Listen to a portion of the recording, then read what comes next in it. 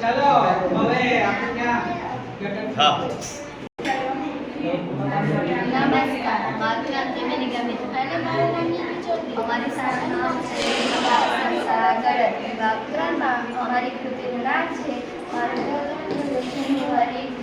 પ્રસ્તાવના. આજના વર્તમાન સમયમાં આપણે સૌર મેળવવા માટે કોલસો, પેટ્રોલ, ડીઝલ અને કેરોસીન જેવા ગેસ આધાર રાખીએ છીએ.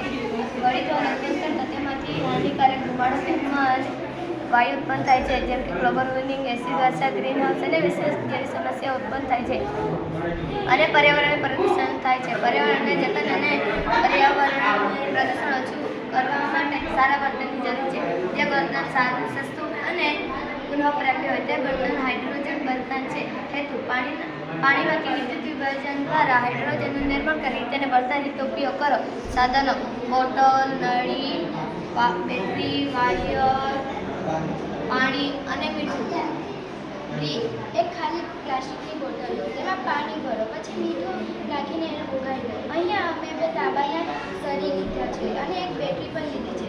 તાંબાના સળિયાના એક છેડો ધન ઋણ સાથે જોડો અને બીજો છેડો ઋણ ઋણ સાથે જોડો.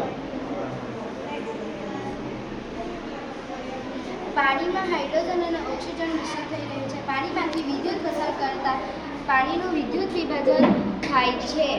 અહીંયા તમે જોઈ શકો છો કે હાઇડ્રોજન અને ઓક્સિજન છૂટા પડી રહ્યા છે અને અહીંયા હાઇડ્રોજન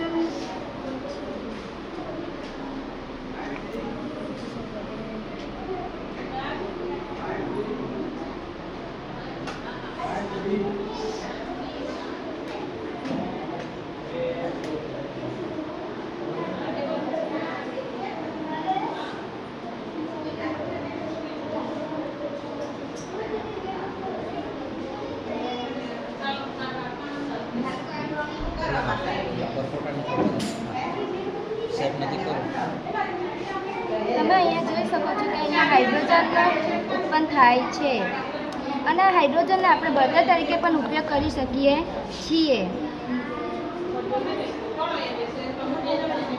વળી હાઇડ્રોજન ઉપર આપણે બળતણ તરીકે પણ ઉપયોગ કરી શકીએ છીએ. ઉત્પન્ન થતો ઓક્સિજન વાયુ પ્રાણવાયુ તરીકે શ્વાસમાં પણ ઉપયોગી છે. આવનાર સમયમાં પાણી ફૂટી જાય એમ છે, એટલે કે આપણે દરિયામાંથી પાણી લાવીને આ પ્રક્રિયા દ્વારા શુદ્ધિકરણ કરી શકીએ છીએ. અમે અમારી શાળામાં આવા બળતણ બનાવવા ઈચ્છીએ છીએ તો અમને આશા છે કે તમે પણ આવા બળતણ બનાવશો. રાસાયણિક પ્રક્રિયા: ધન ધ્રુવ પાસે